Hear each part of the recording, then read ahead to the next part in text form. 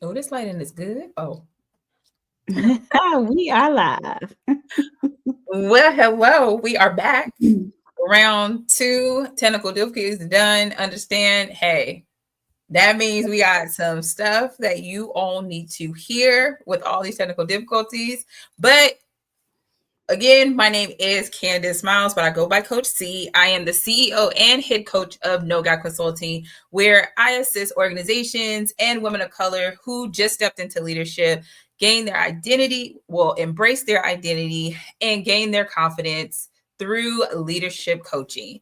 But I'm not just a leadership coach. I am a millennial. So my millennials, again, y'all know what to do. Throw that emoji, peace sign chat in the chat if you are here joining live, because I know we late to the party, so we may be right on time right now for millennials. And I am on the West Coast. I am not on the East Coast anymore. I'm back on the West Coast, but I am not here by myself. As you can see, I have my lovely co-host, Cynthia. Hello, everyone. And yes, we're back. So, those who were able to join before, thank you. Hopefully, you're able to catch us again. We appreciate you. But yes, I am Cynthia Haley. I go by Tip Energy Coach. And the tip is for transition to infinite possibilities. The energy, I'll tell you a little bit more because I am the CEO, which stands for Chief Energy Officer of Transition to Infinite Possibilities, where I help corporate professionals elevate their energy so they can elevate in their careers. That may be by way of leadership coaching, that may be by way of simply trying to navigate difficult challenges within your corporate career, or maybe you're interviewing right now or looking for a job and you need help with interview prep. But I do interview prep even with a twist because I incorporate energy fundamentals with my interview coaching.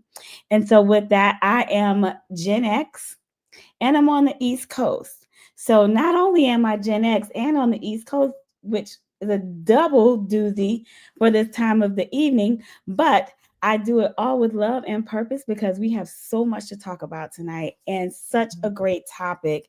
But before we dive into the topic, Candace is going to tell you more about lighting the torch and why we're here. Yes, if this is your first time here, welcome. With Lighting the Torch, it is a fireside chat where we light the torch from generation to generation.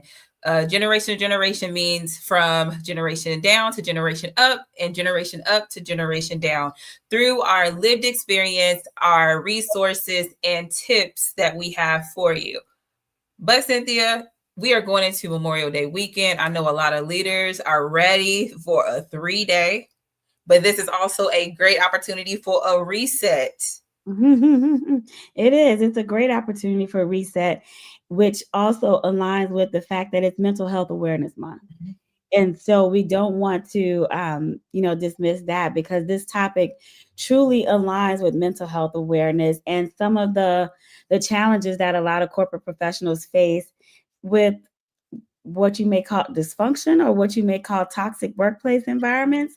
But the short order here, as you can see in the title, you can't fix what you tolerate, redefining boundaries in leadership. And so when it comes to being a leader or serving as a leader in a leadership capacity, or just navigating the average day as a corporate professional, there are times when you have to understand what it means to set boundaries. But before I go into that even more, I'm going to punt to Candace and talk about, why do you even think this is such a prominent topic in today's corporate environment? So I believe like it's important for, or why organizations are actually discussing it is they're finally discussing because we're not here to repeat burnout culture. We're actually Mm, here to build it better. I believe that as millennials, a lot of us are stepping into these leadership roles. We saw our parents stay late, stay silent, and also to stay stressed out a lot. And we're not here for that. We are not here for that. A lot of and I feel like I can even give homage to the generation coming after us, Gen Z, because they're real radical about mhm. it. But when it comes to work life balance, it's no longer what was considered a luxury, and it's more of a standard now. So I think that's why you're starting to get people where they don't value money as much. You see people that saying, hey, I'll take this pay cut to have less stress, which means that they are now starting to take our mental health, our actually life over work balance back. Yeah. Yeah, it's definitely it comes up in different ways, right? So if you're in leadership or if you're not in leadership, right? Mm-hmm. What you experience just are humanistic traits where Mm-hmm. you're trying to navigate home, you're trying to navigate work and life in general. And what happens is naturally you're trying to show up as your best self in the workplace. And you're going and going and going and going and going and going. Mm-hmm. And there are roadblocks that come up, right? Whether it's making sure there's respect in the organization, whether there's just modeling a healthy behavior, right? Does that mean working while you're on PTO, or does that mean working late hours? As a leader, it's important to model healthy behavior so that your employees can see that you value having respectful and healthy boundaries in the workplace. And so I think why it is becoming such a topic, you see books everywhere about setting boundaries, right? Mm-hmm. It's becoming such a topic, I think, because people are more in tune with mental health as a whole, whereas Mm-hmm. once upon a time it was not talked about. Mm-hmm. It was health and wellness was not a big thing once upon a time, right? And now you see more organizations embracing well-being. There are wellness programs, there are wellness resources on the job because people are getting more comfortable calling a thing, as Ayana likes to say, right? Call a thing a thing. Mm-hmm. Whereas once upon a time, you would hoard that. You would really like put a mask on and not make it known that, yes, I am struggling, that, Yeah. yes, I'm taking on too much and it's allowing me to show up in ways that I don't really want to. Yeah. And so there's been that dynamic shift in acceptance of what it is and being able to own what it is. Mm-hmm. Mm-hmm. You know, I 100% agree with that. Because even for you sitting there saying that, the interesting fact I'll sit there and say is that you see the well-being piece being up there and people really talking about it. Um, However, I do see where, I guess, in the essence of like companies are slowly kind of moving back to the strategy piece of things and less of the human side. And so I'm always interested to see what is that dynamic going to look like, because so many organizations have taken a hit since COVID. And so what does well-being look like in those larger corporations that are bringing in the well-being, but also to getting back to the strategy piece, if that makes sense? That just really made me think about that. I was reading an article about it lately where it was talking about moving from the, like, so many organizations have moved from the human side and they're getting back to the strategy. So that work-life balance, even from an organization. well, I don't know that they got away from strategy. I think organizations were trying to make well-being part of the strategy. And what we are experiencing now, I think what you may be trying to articulate is how a lot of companies are either returning back to office, or there are a lot of cultural shifts that are happening in Mm-hmm. organizations that could be affecting one's well-being, right? Mm-hmm. Like, the well-being resources are still there, but how companies are approaching um, their people strategy may be adjusting somewhat, right? To Mm-hmm. whether it's return to office or whether it's location strategies or whatever the case may be. Some of that is shifting, but what I will say is staying the same. The resources are still there. So Mm-hmm. the question on the table is, how high performing professionals to start to really raise their awareness around their well-being and how important it is to set boundaries so that they can do better, right? So regardless of what the organization may be doing, some of that is outside of your control. Correct. You have to focus on what's within your control. And what's within your control is recognizing that, hey, by my ability to actually set a boundary, that's a skill, right? It's a leadership skill that you can carry with you regardless of your title. And I'll share a quick story personally for me. I took this past year or so to really focus more on what it meant to say no. And um, it's not just saying no, I can't do it. And yes, I do firmly believe that no is a sentence in itself. No, period, is a sentence. But when you're really trying to navigate the corporate workplace and build strong, effective relationships, it's important that people start to understand some context behind that no or what they can do, right? I often, anytime I'm speaking to groups and things like that, I often quote Brene Brown where she says, dare to lead. And she talks about painting the picture of done. So if you can't do it, what does done need to look like for that other person, right? And so more questions. If you need me to do this, how will we adjust what's on my plate already? Right. And so it's not saying, no, I'm not doing that. It's let's talk about this. Here's what I'm currently working on.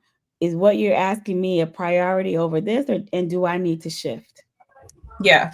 And so that in itself starts to create a healthy boundary so that you're talking more, you're actually articulating what the challenge is and why you need to place this boundary. Because if you try to tackle both, it's going to wear you out. Yeah. And you're silencing yourself, which then creates that internal stress because you didn't voice your concern. You know what I mean? Yes, I know what you mean. I'm sorry. I have a whole bunch of kids outside my door running. I mean, it is summer break almost. Well, it is here. I'm like, I mean, it's just up and down. I'm like, whew. But to your point, if you and I'm not just gonna sit here and talk to leaders because, like you said, this is also to just employees in general. Because even before you get that official title, you're always leading yourself. And so if you can't say no, you're not leading, you're just end up reacting. And so when it comes to the boundaries being set, you set the tempo.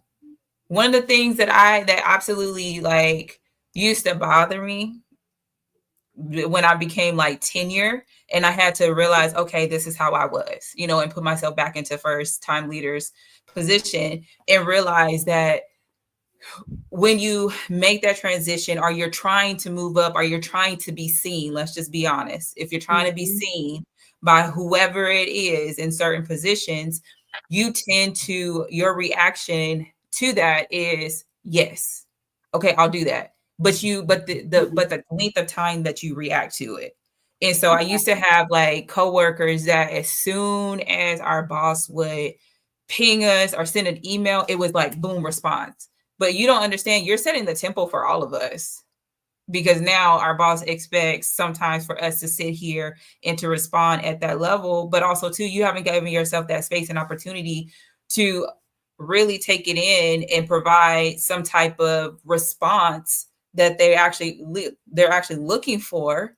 You're just reacting to, oh, shoot, I got this. Oh, shoot, this person told me to do this. Oh, when it comes to it. So I think that also, too, when it comes to the boundaries, if you can't say no to your point, you're going to always be in this cycle of I'm reacting. What am I reacting to? Oh, I'm reacting to this. Yeah. So there's 2 points I'll say on that one. One is what I talk about oftentimes in my coaching is the energy piece. The example that you shared from your past is taking on someone else's energy because that person did that, you assume it now applies to everyone, right? Mm-hmm. It wasn't an announcement that said person A just did this, so now it applies to A, B, C, and D. Mm-hmm. But you internalize it as a precedence that's been set. And that's Mm-hmm. where the energy shift starts to happen, because you don't have to take on what someone else is doing. Yeah. You can start to own and create that healthy boundary for yourself. And Mm-hmm. and one of the things that you kind of hit on a little bit with the whole, okay, now I just got to do it. I got to do it. I just got to make it work. That in itself is considered survival mode. That's And awesome. Yeah. when when you're on that energy spectrum, survival mode is on the lower level energy. And when you're in survival mode, you show up reactive. You show up where you avoid conflict. You're Mm-hmm. constantly people pleasing, Mm-hmm. and that in itself creates a lot of stress. And so, Mm-hmm. what I say to someone listening is, if you find yourself, avoiding the tough conversation, if you find yourself just saying yes, yes, yes, yes, yes, I'll do it, okay, okay, okay, press the pause button, because you're in survival mode right now. And there are some decisions that you're going to have to make. One decision is, do I speak up now? If the decision Mm-hmm. is yes, then okay, how are you going to articulate that so that you can continue showing up as your best self and get the results that you need? Yeah. If the answer is no, I'm just going to sit on this for a minute, then ask yourself, how is that serving you? What Mm-hmm. what is within your control that you can start to own and create some healthy boundaries for yourself? And I know it's not always easy, and maybe it may be sounding like, girl, yeah, all that stuff sound good, but that's not Mm-hmm. my reality right now. My reality is I'm getting hit and I can't take it. It's a lot. And I get it. I totally get it. Been there, done that. But what I say is, be conscious of the things we tell ourselves and how that's allowing us to show up. What's within your control, and be okay with that. The Yeah. most important thing is communication. Yeah. Yeah. And I think that part too hit on the head too, because sometimes we may not always time realize that whenever those things happen, even if you don't say anything, your silence can be an endorsement Mm-hmm. to whatever it is when it comes to micromanaging, when it comes to those unrealistic expectations. Like if you don't speak up and say anything, you're setting that standard that this is okay Yeah. without saying anything, because there's also so much volume in the silence that we have. And so in those moments, a lot of times we don't want to be confrontational. We don't want to come off a certain way that we don't want to speak up. I used to hear it all the time that employees feel like they can't say anything to their leaders Mm-hmm. because of that. To me, it's that limited belief that all leaders retaliate. I used to hear that all the time. I don't want to be retaliated against. Oh, I don't want to throw anybody underneath the bus. No, you without you sat here and you told me, or you sat there and you didn't say anything, and you not saying anything's endorsing what whoever is doing. I mean, I know we've talked about it, Yeah. when it comes to the micromanaging piece, where I was like, no, I recognize what it was, and I had to, when it comes to it, because sometimes, I mean, it just gets, nobody likes that feeling of being micromanaged. Nobody likes that feeling of being, people telling you how to do your job when they haven't given you the opportunity to prove yourself. In Yeah. that, there's I want to say that two different ways, because yes, I'm not saying don't listen to people. I'm just Mhm. saying when people don't give you the opportunity for you to prove that you can or you can't do something. And so in that essence, I was silent for a minute, but I was endorsing the behavior to happen until I sat down and said, hey, let's have a conversation and let me bring these facts to you. Now, Yeah. how do we move forward? And Mm-hmm. so in that sense, I set that clear boundary with that individual, saying that, hey, you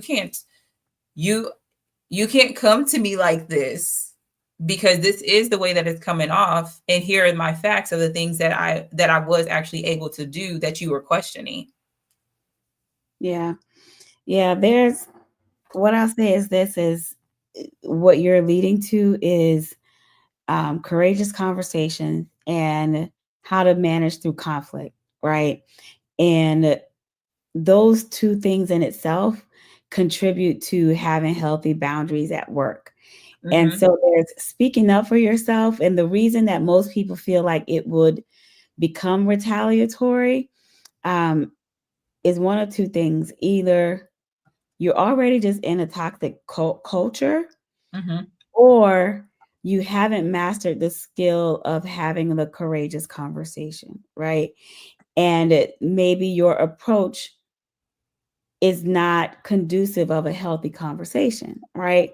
And so you have to think about always what is within your control. What can I own in this Mm-hmm. conversation to ensure I'm getting my message across, Mm-hmm. is being received in the right way, and we're working towards a solution, right? Yeah. And so it's being respectful, being inclusive of thought, and just ultimately not feeling like you have to silence your voice. And if Yeah. you're in a culture where you feel like you have to silence your voice, no matter what approach you take, that may not be the culture for you. Mm-hmm. And you have to own that. You have to sit in that. Like, is this the place I need to be? Mm-hmm. Or, by me speaking up, am I going to get labeled as a difficult person or just disgruntled? Mm-hmm.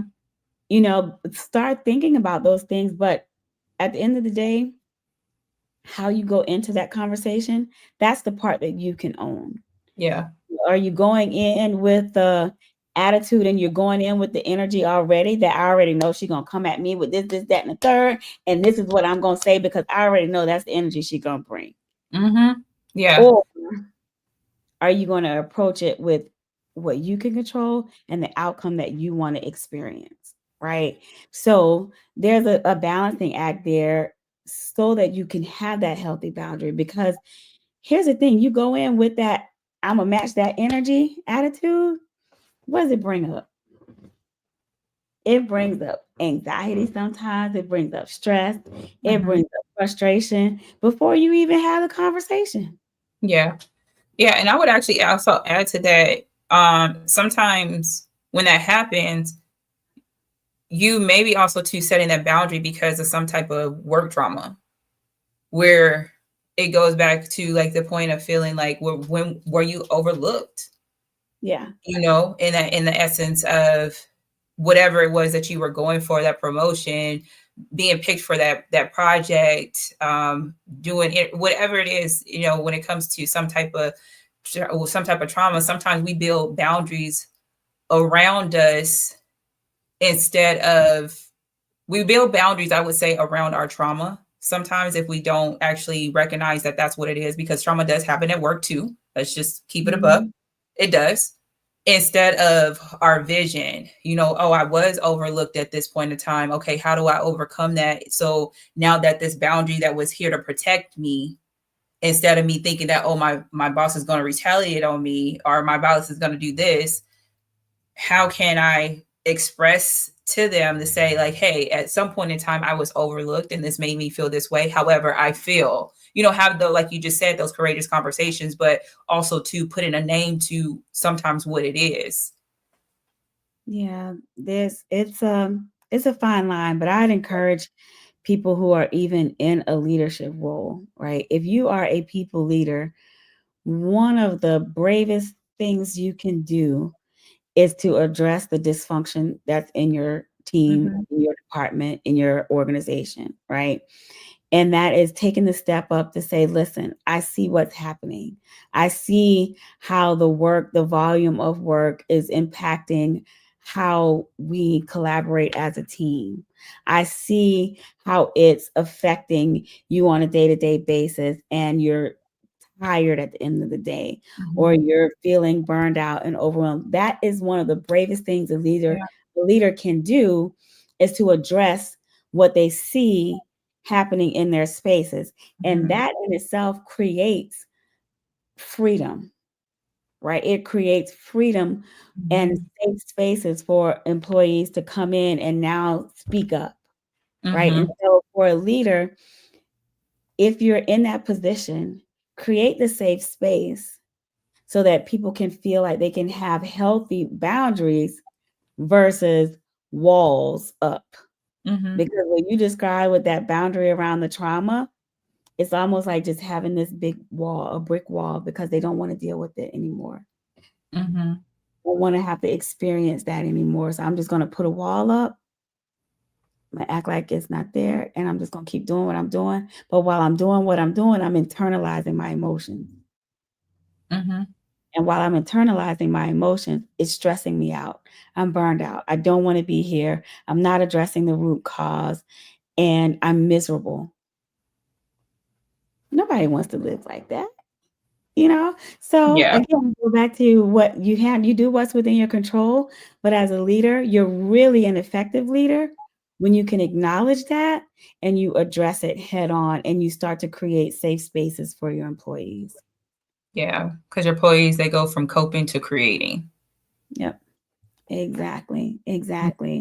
So don't be afraid, of being labeled difficult as a difficult or disgruntled employee. What I would challenge anyone listening today is, what is one boundary that you want to set for yourself tomorrow or the next day? What's Mm-hmm. something that you want to take away and say, you know what, I've been dealing with this for far too long, and it's allowing me to show up in ways that I'm not proud of? What's the one boundary? If you are on and want to put it in the chat, I would really love to know, what boundaries are we setting? Because we are redefining that for you. We are redefining it. It's no longer a wall to just deal with that trauma that's been building up over time, because you can't fix what you tolerate. Yeah. So let's Yeah. read. Because go ahead. No, I was good. I'm good, girl. Go ahead. Oh no, I would sit there and say like what boundary, and then if you don't know, because sometimes we don't know, this is where we can go to Chat GPT, go to Claude, and to get an understanding. Okay, what are some, put in the prompts to say like what are some boundaries that I may not see that is happening at work, and it'll give you a list of like, oh, these are some situations that happen, or what are some situations where boundaries need to be set at work, of as a first time employee, as a leader, whatever your position is. And it'll show and include your industry, but it'll show exactly like, hey, here are some examples of that. So it'll start creating, so it'll open up your eyes to be like, oh, I didn't even think about that. Because sometimes it's not necessarily all in your face, it's subtle, and subtle becomes loud after a while. Absolutely. One of those subtleties that happen are for those high performers or very ambitious employees, right?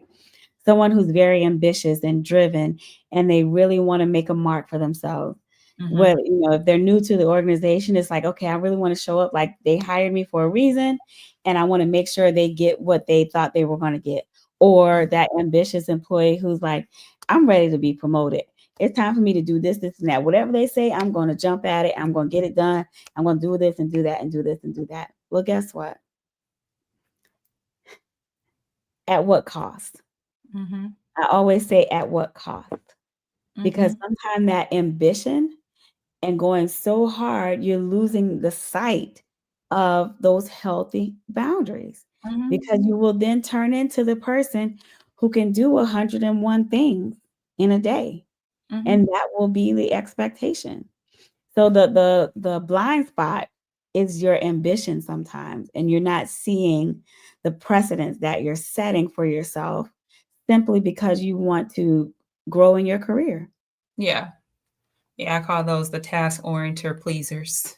you you take on a lot. Um, Mhm. I would say like a tool to do that too, like when you're thinking about it, is create like a pros and cons list, but make it about like your values. And Mhm. think about, when it comes to your values, does this align with it? Pros, when you're thinking about the next decision that you're about to make, or the next move that you are about to make in your career. Okay, what are the pros? What are my values? What are the pros of this? What are the cons of this? And does this reflect to who I am? Because when you keep your values in the center core of whatever it is that you do, it becomes easier for you to set those boundaries. But if you don't know what your values are, which is something I definitely teach the first time leaders, is you have to understand your values before you begin to, be able to coach anyone. Because if you don't know what it is, you'll adapt and take on anything. Like what Cynthia just said, you'll, especially our ambitious high performer ones, you'll take on whatever. But if you think about when it comes to your boundaries by setting a pros and cons list, that will definitely help you when it comes to determining, okay, is this a boundary for me to set? But not just set it, stand on business about it. She said, Don't veer from it, just because like, oh, let go of that fear. Let go of that fear of, hey, I'm not going to get this promotion. Hey, if I don't do this, I won't be involved in this project. Let go of that. Because if it is, I mean, that it just wasn't the project or the position for you. But you stood on what was important to you, which is your values. Absolutely. So, Candace, I tell you what, we started off the night with some technical challenges, and we didn't give up, delayed but not denied. We are back, and I'm so glad we kept going so that we could talk about, this month's topic and its connection to mental health, right? So for anyone listening, please take care of yourself. Know when to say no, know when to input certain boundaries that are going to set you up for success. And leaders, own your role in leadership. When you see something, say something. Understand the behaviors that are occurring around you and call out dysfunction when you see it, and then set your teams up for success. So if you've been on this journey with us, you know that we like to light each other's torch, and we want you to take your torch and light someone else's as well, right? So we're lighting each other's torch, lighting your torch, and want you to keep passing the torch.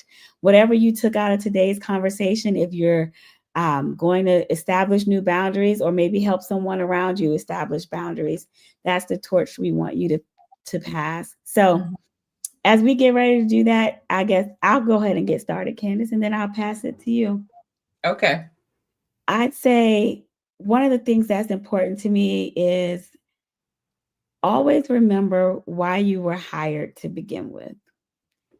The person who hired you saw some strong qualities in you. They saw your skills, they saw what value you could bring to the organization. So you weren't hired to take on stress. You weren't hired to be burned out. You weren't hired to be overwhelmed. You were hired to lead. And so remember that is the why, and that own your value, and remember that versus, hey, they hired me to just be overwhelmed. No, they didn't hire you to be overwhelmed. They saw the value that you could bring to the table. And at the end of the day, what I really want everyone to do is to protect their peace and protect their energy. So mine isn't as elaborate as yours. No such thing. It is just boop, one liner. I wrote this down, so I want to make sure I say it right. When it comes to boundaries, boundaries are the daily courageous decisions that keep you aligned with your why. Yeah. That's it. And once you have it, once you understand, like I said, when it comes to those values, when it comes to who you are, when it comes to that bigger part is your why, always stay connected to your why. And that will help you when it comes with the boundaries. Absolutely. All right. Well, everyone go out and light someone else's torch. Remember, tell us what your boundary is. Put it in the chat. We'd love to know. And guess what? We'll be back again next month. All right. So take it easy and have a wonderful night. We'll get back to you in a month. All right. Thank y'all. Bye. Bye.